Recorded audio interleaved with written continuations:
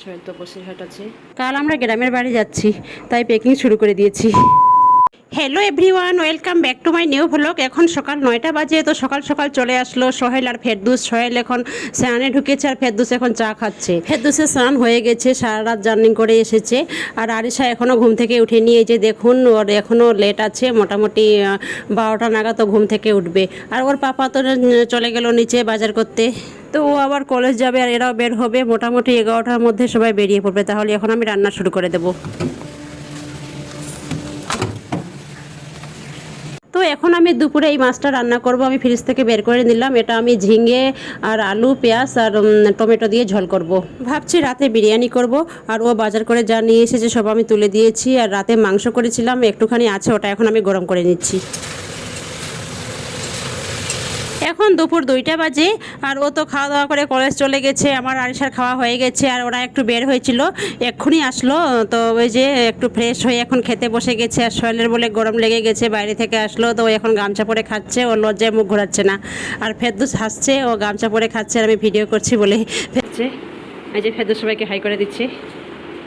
তো এরা অনেক মাল তুলেছে, এই যে। আর আরিশা, এই যে আরিশা এখানে লুকালো মামার কাছে।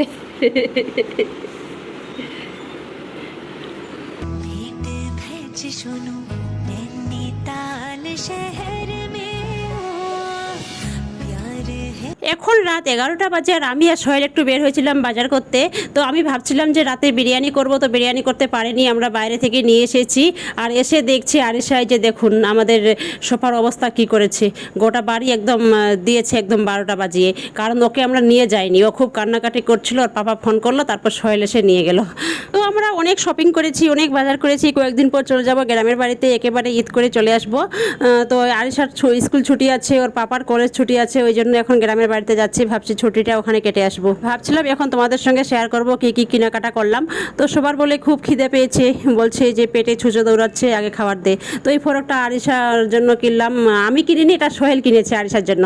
সোহেল বলে খুব ভালো লেগেছে, বলছে সামারেও পড়তে পারবে। ওর পাপারও বলে খুব ভালো লেগেছে এই জামাটা, বলছে আরিশাকে এটা ভালো লাগবে।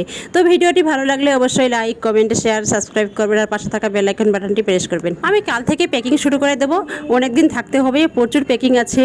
আর মোটামুটি 1 মাস 4-5 দিনের মতো আমরা থাকবো। তো এই কুর্তি দুটো আমি কিনলাম, তো আরিশার পাপাকে দেখাচ্ছি। ও বলছে যে দুটো একই প্রিন্টের হয়ে গেল। আমি বলছি প্রিন্ট একই রকমের হলে কি হবে, কালার তো আলাদা আলাদা আছে। আমার খুব ভালো লেগেছে, বলছে আলাদা একটা নিতে পারতে। আমি বলছি যে না, আমার দুটোই ভালো লেগেছে, সেই জন্য নিলাম।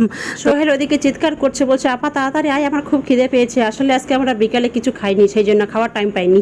তো এখন আমরা খেতে বসে গেছি। কেউ আর ডাইনিংয়ে বসলো না, কারণ ডাইনিংয়ে বসলে তো লেট হবে। এটা আগে সব ঠিক করতে হবে, আরিশা যা আজকে করে রেখেছে। তো এখন আমরা বিরিয়ানি খাচ্ছি সবাই নিচে বসে। এখন ক্যামেরাম্যানও খেতে বসে যাবে, বলছে আমি কখন খাবো, আমি কি শুধু ক্যামেরাই করবো? না, তুমি বসে যাও।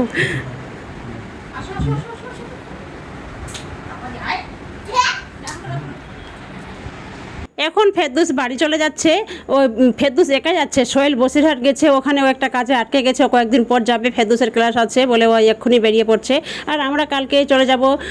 কালকে আমাদের 10টা 15তে ট্রেন আছে শিয়ালদা থেকে গৌড়ে। তো এদিকে আমি প্যাকিং করতে শুরু করে দিয়েছি, সবাই দেখলেন।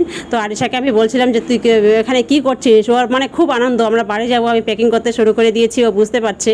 আর খুব বৃষ্টি হচ্ছে, আজকে প্রচুর বৃষ্টি হলো। অনেকদিন পর গ্রামের বাড়ি যাচ্ছি, খুব ভালো লাগছে। আর আরিশা তো খুব খুশি, ও তো বুঝতে পারছে না খুশিতে ও কি করবে। সব থেকে বড় কথা, আমরা এবার গ্রামের বাড়িতে ঈদ করবো।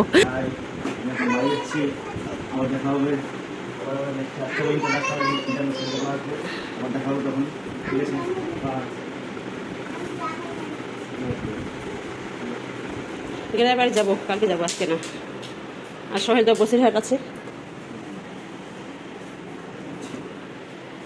ওখানে লাইটটা দিয়ে দিস তো। ওই যে লাইটটা দিয়ে দে, বাইরে বাইরে লাইটটা দিয়ে দে, ওই যে ওখানে লাইটটা দে।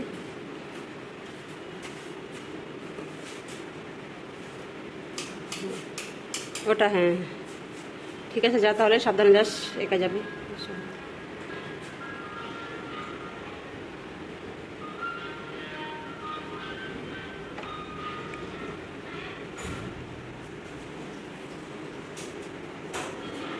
যা, বৃষ্টিটা বেশি আসছে, তাড়াতাড়ি পৌঁছানো হয়ে গেল স্টেশনে। ঠিক আছে ফেরদৌস যা। ফেরদৌস তো চলে গেলো একা একা, ও রাধিকাপুরে যাবে, বৃষ্টি হচ্ছে বলে ও একটু তাড়াতাড়ি বের হলো। আর আমার প্যাকিং মোটামুটি হয়ে গেছে, আর একটুখানি বাকি আছে।